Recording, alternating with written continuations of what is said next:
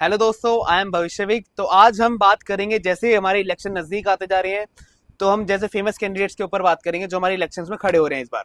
तो जैसे इस बार कांग्रेस से नॉर्थ ईस्ट से हमारे खड़े हो रहे हैं कन्हैया कुमार। इसके ऊपर हमारे लीगल एक्सपर्ट्स क्या कहते हैं, तो चलिए जानते हैं। तो जैसे कि हमारे लीगल एक्सपर्ट एडवोकेट दिशांक जी हमारे साथ जुड़ चुके हैं। तो सर, आज हमारी आपसे ये क्वेरी है, जैसे इलेक्शन का वक्त नजदीक आता जा रहा है और हमारे ये दिल्ली में नॉर्थ ईस्ट से कन्हैया कुमार एमपी की सीट के लिए लड़ रहे हैं कांग्रेस से। तो आपका इनके ऊपर क्या एक पॉलिटिकल व्यू होता है? देखो, ऐसा है कि पॉलिटिक्स वाले व्यू से बात नहीं करूंगा, मैं लीगल एस्पेक्ट से बात करूंगा। अच्छा। कि जैसे आपको पता है उन पे सिटिशन के केसेस हैं जी। और 5, जहां तक मुझे पता है कि उनके ऊपर 5 केसेस रजिस्टर्ड है। 5 केसेस हाँ, रजिस्टर्ड। 5 एफआईआर उन पे रजिस्टर्ड है। ठीक है, जिसमें वो अभी पेंडिंग ही है, मोस्ट प्रॉब्ली पेंडिंग है। और जो सिटिशन का केस लगा था वसंत कुंज थाने से, वो उसमें तो अभी चार्जशीट अभी आई है कुछ ही अप्रैल में शायद। ठीक है, अप्रैल में। हाँ, तो वो है, उसमें बात करेंगे।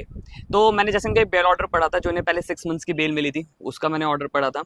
उसमें थी चीजें, तो जो कन्हैया जी ये कहते हैं कि उनको जो बेल मिली थी वो मिली है उन्हें मेरिट्स के बेस पे मिली है, पर मेरिट्स के बेस पे नहीं मिला था।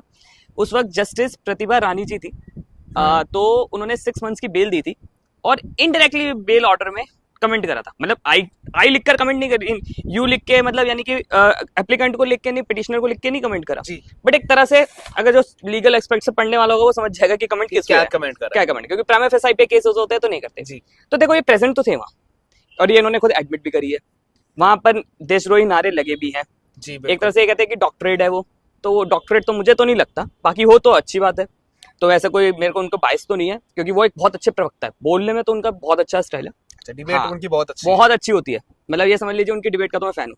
अच्छा। हाँ, इतना तो उनके डिबेट का तो मैं सीरियसली फैन हूँ। अब देखा जाए तो बेल ऑर्डर पे आते हैं, जो उन्हें 6 मंथ्स की बेल मिली थी, वो एक तरह से ये था कि कंजर्वेटिव मेथड ऑफ थ्योरी पे था, कि मतलब इनको मैं सुधारने के बेस पे दे रही हूँ।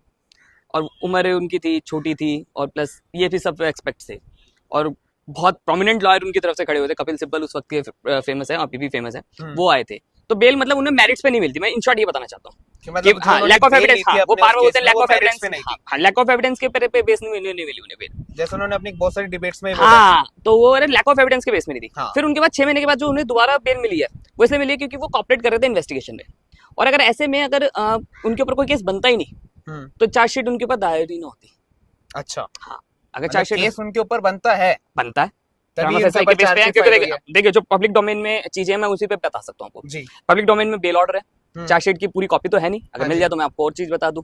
ठीक है, तो पब्लिक डोमेन में जो जो चीजें हैं, जो सरकारी दस्तावेज है, मैं न्यूज़पेपर की कटिंग और ये चीज नहीं कह रहा, उनमें तो धाराएं कभी कभी गलत लिखी होती है। अच्छा। ठीक है, तो उन चीजों पे मैं नहीं आऊंगा क्योंकि बायसनेस है सब में। बट हाँ, ये चीज है। और दूसरी बात, जो उन्हें बेल मिली थी वो इस बेस पे मिली थी क्योंकि दिल्ली पुलिस के साथ वो कॉपरेट कर रहे थे, तो दिल्ली पुलिस ने ऑब्जेक्ट नहीं करा, ये चीज। अच्छा, दिल्ली पुलिस ने ऑब्जेक्ट नहीं करा। हाँ, दिल्ली पुलिस ने ऑब्जेक्ट नहीं करा था, तो ये चीज है। बट अगर जीतते हैं तो ठीक है, बाकी जो सच है वो सच है, पता नहीं। बट हाँ, ये है कि उन्हें मेरिट्स पे बेल नहीं मिली थी, और केजरीवाल सपोर्टर के उनको काफी मिला, क्योंकि 2 बार बेल हुई तो दोनों बार उन्होंने कुछ बोला नहीं। उनकी तरफ से चार्जशीट में ऐसे सेडिशन के जो केसेस होते हैं उसमें चार्जशीट दायर करने के लिए स्टेट गवर्नमेंट से परमिशन लेनी पड़ती है, तो उन्होंने वो भी नहीं, स्टेट गवर्नमेंट ने तो काफी टाइम तक रोके रखा, 2 साल तक चार्जशीट तैयार थी, सब कुछ तैयार था, बस वो एक पेपर के सेंशन की वजह से, परमिशन, स्टेट गवर्नमेंट की परमिशन ना मिलने की वजह से 2 साल तक उनकी चार्जशीट होके भी नहीं हुई। तो ये चीज है। तो ठीक है सर, थैंक यू, आपने हमें समय दिया हमारे पॉडकास्ट के लिए। तो यही हमारे लीगल एक्सपर्ट, हमारे जो यहाँ के नॉर्थ ईस्ट से हमारे कैंडिडेट खड़े हुए कन्हैया कुमार के ऊपर। एक चीज और बताना चाहूंगा, मैं भी नॉर्थ ईस्ट का ही हूँ। अच्छा, तो देखते हैं कि क्या होता है इस बार इलेक्शन में।